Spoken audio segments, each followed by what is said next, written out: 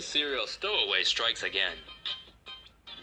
A woman with a history of sneaking onto planes without a ticket has been caught yet again, though not before flying across the pond. Serial stowaway Marilyn Hartman has been arrested several times since 2014 for attempting to hitch free plane rides. In her latest stunt, the 66-year-old hid behind her hair and snuck past two TSA agents who were checking boarding passes at Chicago's O'Hare Airport. She tried to board a plane to Connecticut, but was turned away by the gate agent. Undeterred, Hartman took a shuttle to the international terminal, where she stayed overnight. The next morning, she blended in with a large group of passengers and got past the gate agent and a CBP officer, making it onto a London-bound flight. The crafty criminal initially hid in the plane's bathroom, but later walked out and found an empty seat. She was busted at Heathrow when she was unable to present a passport. Hartman was put on a flight and sent straight back to Chicago. She's now being held on a $25,000 bond and has to wear an ankle monitor to keep her away from any airports. Indonesian man survives 2-hour flight hidden inside wheel well.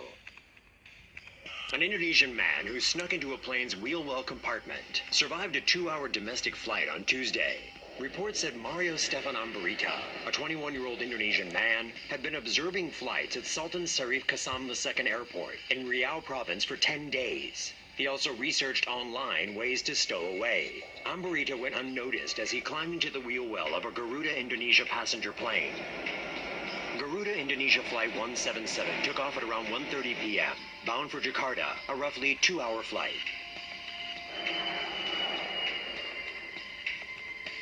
Temperatures drop below freezing when an aircraft descends to about 4,800 meters. The maximum cruising altitude of Garuda Indonesia Flight 177 exceeded 10,600 meters. Ambarita emerged from the plane and wobbled onto the tarmac. Quoting his relatives, the Indonesian airline said Ambarita had been dreaming to go to the capital. Ratatouille causes 6-hour delay on Qatar Airways flight. Passengers anxiously got off a flight in Madrid's Adolfo Suarez Bahia Airport after a mouse was spotted scurrying through the cabin of a Qatar Airways plane as it was preparing to fly to Doha. The Boeing 777 was headed to Qatar when the stowaway pack rat got sick of the sweet life in first class and made his way down the aisle in the main cabin. One passenger screamed when she saw the furry rodent running between people's feet. Some passengers were stomping their heels while others kept their feet up in the air, causing quite the ruckus. Customer service officials informed passengers waiting to board that the plane was going out of service in accordance with standard operating procedure, causing major delays. While an employee was sent to fumigate the entire aircraft and cut Ratatouille's vacation short. After a little more than 6 hours and hundreds of passengers missing their flight connections, airport employees gave this little guy a proper burial. Yes. Oh, that poor animal. A couple of Missouri teens had a sick idea of fun after they dragged a kitty to its death just for giggles. Oh, yeah, he died. They were killing us. He got all fucked up. There be blood. There needs to be blood.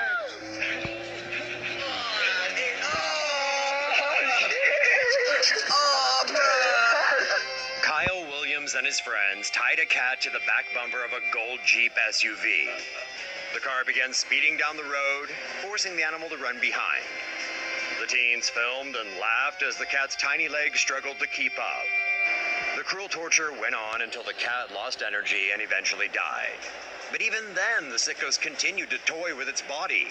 Williams even took a selfie with the dead animal and posted the disturbing photo on a Facebook meme group earlier this week. Its users were so horrified they immediately tipped off the authorities.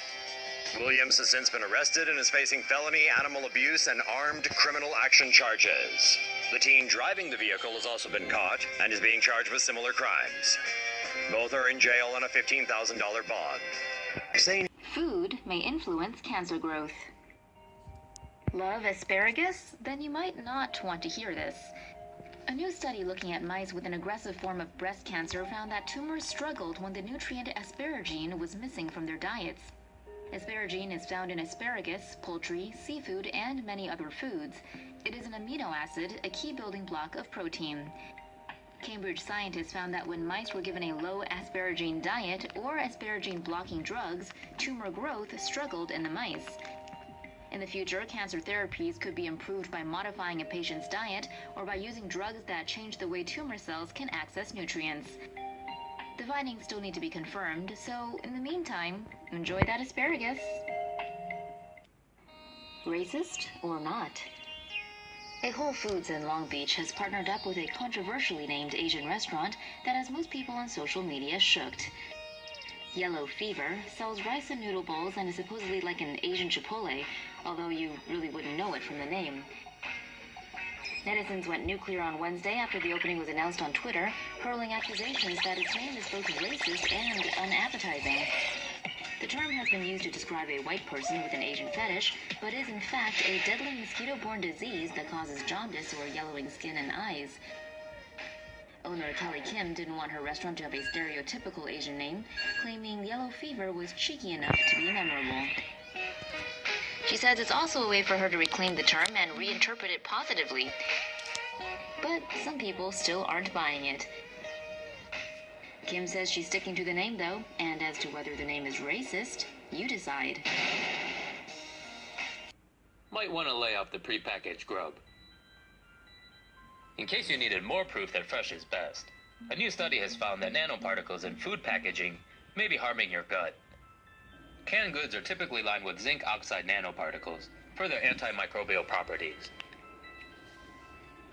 When looking at how many nanoparticles are transferred to food, Binghamton researchers found 100 times the recommended daily allowance of zinc oxide. While in the small intestine, the nanoparticles cause the remodeling or loss of microvilli, resulting in reduced cell nutrient absorption. High doses of zinc oxide also trigger pro-inflammatory signaling. This can increase intestinal permeability and allow harmful compounds to pass into the bloodstream. Since only a cell model was used to demonstrate the effects, it's difficult to determine how long-term ingestion can impact human health. For now, the researchers are looking at the nanoparticles' effects on animals.